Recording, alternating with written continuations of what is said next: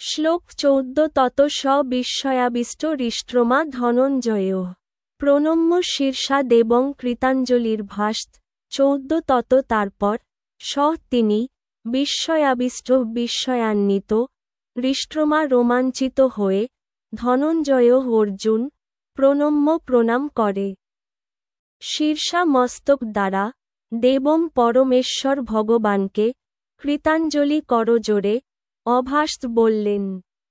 গীতার গান ধনঞ্জয় হৃষ্ট্রাম দেখিয়া বিস্মিত শীর্ষা প্রণাম করে কৃতাঞ্জলি পুটে কহিতে লাগিল সেই সম্ভ্রম সহিত দেবতার কাছে যথা যাচে নিজ হিত অনুবাদ তারপর সেই অর্জুন বিস্মিত ও রোমাঞ্চিত হয়ে এবং অবনত মস্তকে ভগবানকে প্রণাম করে করজোড়ে বলতে লাগলেন।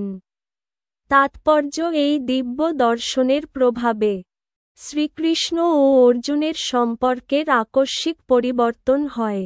পূর্বে শ্রীকৃষ্ণ ও অর্জুনের সম্পর্ক সখ্যভাবের উপর প্রতিষ্ঠিত ছিল, কিন্তু এখন বিশ্বরূপ দর্শনের পর অর্জুন গভীর শ্রদ্ধা সহকারে প্রণাম করে করজোড়ে শ্রীকৃষ্ণের প্রতি স্তব করছেন। তিনি বিশ্বরূপের প্রশংসা করছেন। এভাবেই ভগবানের প্রতি অর্জুনের সম্পর্ক সখ্যের পরিবর্তে অদ্ভুতে পরিণত হয়। মহাভাগবতেরা শ্রীকৃষ্ণকে সমস্ত সম্পর্কের আধাররূপে দর্শন করেন। শাস্ত্রাদিতে 12টি বিভিন্ন রসের কথা বলা হয়েছে এবং সব কয়টি শ্রীকৃষ্ণের মধ্যে বর্তমান। শাস্ত্রে বলা হয়েছে, জীবের মধ্যে, দেবতাদের মধ্যে এবং ভগবানের সঙ্গে তার ভক্তদের মধ্যে যে রসের আদান প্রদান হয়।